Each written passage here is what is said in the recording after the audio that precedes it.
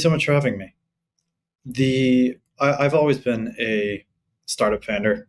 I'm a software engineer by training, but I got into startups and entrepreneurship, and I've been doing that for 15ish years. The I started Tech for Palestine along with a group of 25 other people because we were all doing projects that were in some way intended um, to help people in Palestine, to help change the narrative around Palestine in the US, and in particular to change the narrative in the tech field. What made you write this blog post on December 14th? If you can kind of walk me through the process, when did you think about writing it? What made you write it? And what has been the reaction since? I was on vacation for a couple of weeks in October, November, and I wasn't, all the time I was just checking my phone to see what was happening in Gaza.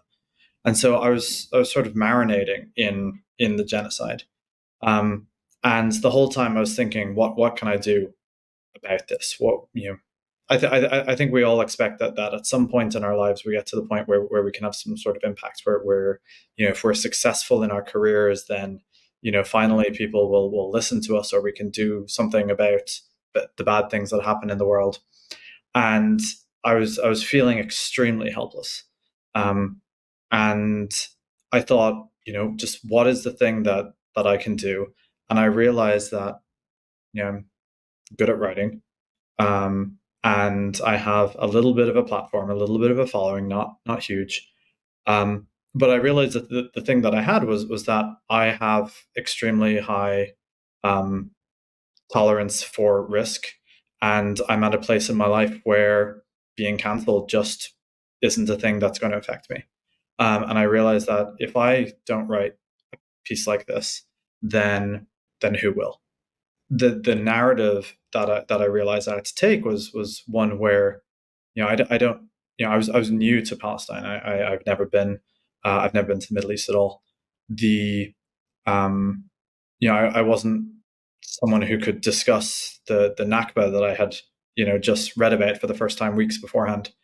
But I realized that what I could write was just the feelings that I was having, and I felt that probably a lot of other people were having the same feelings. So I kind of want to, you know, ask you to sort of take us through a process of how this all happens in terms of the tech world's involvement. Over the last few years, we've been trying to paint a picture for people of what the process of apartheid is, right? And how that is so embedded in the institutions that we partake in on a daily basis. So I think the challenge that people have in understanding it is how systemic it is. It's not a direct connection between the things that we do. It's rather a system of everything being connected in a way that makes it so that the money that we make when we scroll through Instagram, right? We make money for Meta. Meta uses that to suppress um, the content that we see. They build AI, and that AI is used to decide which voices are going to be seen. And when you take a step back from a company that's doing specific suppression like Meta or Google or YouTube, and you take it back 20 years earlier, there was a point at which Mark Zuckerberg was trying to set up Meta, or that Larry Page was setting up Google, where a room full of people were deciding, should we give $500,000 to Mark Zuckerberg to decide that he can make this thing that's going to take over the world? And the people in that room are a huge part of this system. You were talking about universities. They are also getting a lot of their funding from universities. So people like Peter Thiel, for example, Peter Thiel, who made a decisive and important donation to Donald Trump in the 2016 election. Peter Thiel, who invested in Palantir, and who started and co-founded Palantir, which is part of the AI behind the war, is the same Peter Thiel who gave Mark Zuckerberg $500,000 that was instrumental in building Facebook in 2005. The systems of venture capital, of right wing, of weapons manufacture, of private equity. They're all, you know, interrelated with the tech companies, whether they're social media tech companies or whether they're tech companies that are, doing cybersecurity and testing it directly on the Palestinian people. They are gone. It's so far. Um, the Everywhere that you look, there's people who are promoting Israel, who are controlling some aspect of the conversation, whether it's the editors of the New York Times who are printing direct propaganda, direct false propaganda. Everywhere I look, there's someone pulling on the strings. So I'll give you one example that you're asking about Meta, and this is frankly shocking. The when you look at the Meta leadership, Mark Zuckerberg donated money to Zaka, which is one of the creators of the October 7th atrocity propaganda that has been consistently and repeatedly proven false by lots of different um, publications, including Israeli ones. There's Sheryl Sandberg, who's on their board and who for a long time was their leader, who is one of the most active spreaders of the mass rape hoax that is used to dehumanize Palestinians. Their chief information security officer, Guy Rosen, is former IDF, was former 8200, which is the same people that built Lavender, Israeli NSA. He lives in Israel and lives in Tel Aviv. And this is the person who has the most power in deciding at Meta what conversations are had, what policies are made about the content that we're seeing, and what who gets suppressed and who doesn't get suppressed.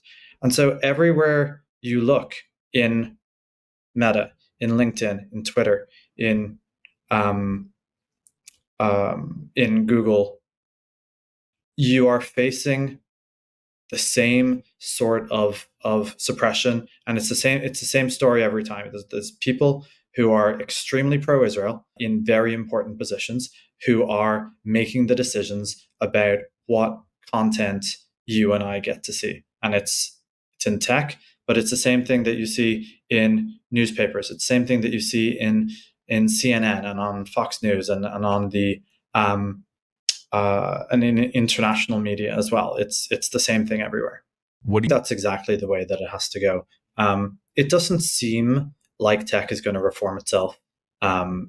In terms of how the narrative has shifted in the US, we've seen the narrative shift massively over the last 6 months. But tech has been extremely stubborn, and in fact, I would say is one of the holdouts in terms of narrative shift. You've seen very little shift at all. When you look at what changed things in South Africa, the economic boycott was one of the major aspects of what caused apartheid to fall eventually. I don't think that it's going to be exactly the same in Israel, but the economic boycott, the academic boycott, the sports boycott, the divestment, those are all going to be key parts of damaging the Israeli economy and making our displeasure felt within Israel, but also in making it clear to the United States that you can't keep doing this, that if you continue to suppress, to shut down, to even to side with Israel, or in this case, or in the most recent case with the Blockout 2024 campaign, if you stay quiet during a genocide, we as people are not going to continue to support you. And we know, it's America. The place where we have an effect is with money. And it's purely for these companies. The only thing that they care about is how much money they're going to make. And so it becomes, how can the economics be changed from continuing to support Israel, which for many of them is a ideological interest and not a financial interest. So as it starts to hurt, there's a lot of people in those organizations who don't have that ideological interest and who are then saying, why are we doing this? It's hurting the bottom line. You have that exact same thing that people talk about, making the world a better place, and they're we're building the future, and we're building the companies that are going to change the future, and they're going to change our lives. And a lot of these companies are going to change our lives in extremely negative ways. And even you know even looking past, they're going to blow up our homes, or they're going to militarize the police, or they're going to have AI checking on us, and you take it back to what has actually happened and what tech has actually done for us so far. They've destroyed our attention. The dopamine economy of the social media networks. They've created this gig economy where people don't have good jobs anymore, and people are stringing 2 or 3 jobs together in order to be able to make their rent.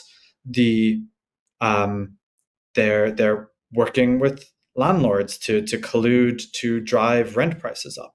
The kind of things that tech have done for the world have not been extremely positive for us, even when they do the things that they say are supposed to be positive for us. There's So fundamentally, tech is a sort of a way of thinking about the world.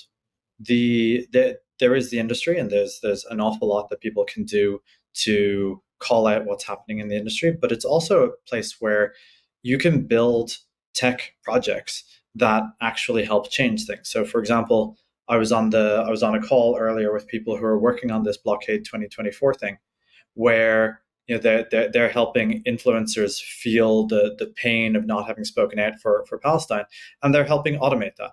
People are going out and they're unfollowing Kim Kardashian one at a time, and there's people out there who are building software to allow people to unfollow thousands, hundreds of thousands of these influencers for not speaking up. So it's a thing where um, where people can have impact, the same type of impact that makes tech a lucrative industry for because of automation, because of AI. All these things can be used to help Palestine and to fight against the system at the same time. So, with that being said, what can the person who is not in tech do? You've got thousands of people watching this. How do they get involved? Where's the hope in all of this? I mean, obviously, we've all been, you write that you can't sleep. None of us have been able to sleep, right? Anyone with a moral conscience immediately resonates with the words that you wrote, and they're looking for a silver lining. I mean, it's hard to say silver lining in the midst of a genocide, but how do we get involved? How can the average person be more conscious with what they purchase, with what they consume, how they use their time, how they involve something that is so foreign to them, being tech, right? When they're not in that world. I think the main thing um, that affects people and makes them think that they're not able to do anything is that there's so much going on, and they see so many things that they feel overwhelmed and helpless.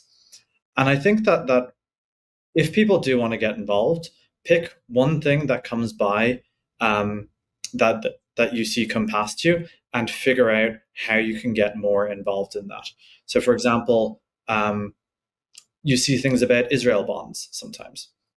Israel bonds is a thing where people actually invest, and when I say people, I mean often um, cities, municipalities, large companies invest in Israel bonds in order to support the Israeli economy, and also to make money because they're an investment. This is something that they can start to investigate in their locality, in what town you're in. Is there an investment that has been made by the municipality? Is there one in your state? This information is public. You can do similar investigations on your local politicians, on the companies that are in your area. There's there's so many facets to how Israel has this control in the United States that it actually makes it really easy to get involved, because you just have to pick one thing that they're doing and start to spend time on it, find the other people who are working on it, and get organized. Have you been able? Absolutely, and I feel that it's barely even started. We're seeing this in the encampments, but the vast majority of the people in America, for example, are not aware of the other side of the narrative. They've only gotten what they've been fed for decades. The anti-Arab sentiment and Islamophobia after 9/11, for example. Um, they have very much been only fed the idea of Israel as our ally. Israel is the only democracy in the Middle East. We need to support them. We need to keep sending money their way. That's the narrative they've been fed. And as Gen Z in particular um, starts to ask questions, they learn very quickly that they're being lied to. And so when you see that narrative break open, as we are seeing now, and it is mainstream questioning our alliance with Israel is mainstream. Uh, Questioning whether we should be bombing children in Gaza, and in particular, whether we should be spending our money on that instead of healthcare, is we're still at the very start of that movement for that to become pervasive within the U.S. And the amount of supporters that Israel has is actually incredibly low. The diehard Zionists in the US, I think you probably have 3 million Jewish Zionists, maybe 10 million Christian Zionists. It's not a representative of a very large portion of the United States at all. It's just in pretty powerful positions like the ADL, like APAC, like the tech companies. And as the broader uh, population learns as they are learning, then it's dramatically going to change things. And you can see this in how heavy the suppression is coming down. The students are being attacked by paramilitary police. They're being beaten. TikTok is being banned because and they have Mitt Romney and Anthony Blinken sat down in Arizona to tell us why that was, and it's because there were pro-Palestinian voices on it. The suppression that we're seeing is because it has the potential to bring down the whole system, frankly. And they are terrified. And that terror is because as people learn what's happening, they immediately say, that's not right. Why are we supporting that? So I want to ask. I'll say that I knew very little about Palestine and very little about Islam when um, when I started my journey, and I think that the uh, probably the narrative that I had was one that was fed by the same U.S. system that's very Islamophobic. It's been really interesting to see how peaceful Islam is. That was not something that I've been led to believe my entire life, and uh, as we're breaking down the narrative, so we're breaking down some of ours as well, and it seems extremely important to how the Palestinians, the people undergoing the bombing in Gaza, how they continue their lives. It's as a not quite lifelong, but most of my life atheist. It's certainly an interesting lesson in how people can apply can apply religion positively. I come from a country that is uh, removing itself from a multi-hundred-year suppression by the Catholic Church. And so it's I've always been in my life going in the other direction. So it's very interesting to see people who are applying religion very positively.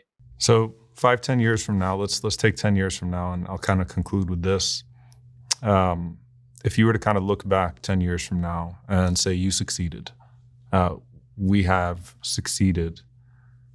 What does success look like in 10 years? Considering just how overwhelming and how far gone this all seems. Like, what do you hope this conversation looks like in 10 years between you and I and perhaps you and others that have embarked upon this mission to rein in tech? I mean, I think fundamentally our mission, the mission of all of us in this, is to rein in quite a lot of the system, right? We're trying to rein in tech. We're trying to rein in the US. We're trying to rein in Zionism, trying to rein in Israel, of course. If we have succeeded in 10 years, then things will have the potential to look dramatically different. A free Palestine, obviously, being one, but one where a lot of power is pulled out of tech, and in particular pulled out of big tech, where they no longer have the power to suppress content because it's politically advantageous to them. one where the war machine is not promoted and not funded, and one, ultimately where workers in tech have a lot more power to affect change from the bottom, and where that's true of the United States in general, where the actual people who are dramatically pro ceasefire, who are dramatically against bombing, who are dramatically against funding Israel, are listened to in not only Middle Eastern foreign policy decisions, but also in the broad range of things in which we are ignored and in which the US system doesn't work to serve us. Paul, thank you so much for all that you've done and all that you continue to do, and for taking the time out to be with us and to share your insights, to expose us to what we are deeply unfamiliar with at the process level, but unfortunately have been seeing at the outcome level. Thank you for your conscience, and thank you for your solidarity. And we look forward to having you on once again and continuing to struggle alongside you. Thank you so much for having me.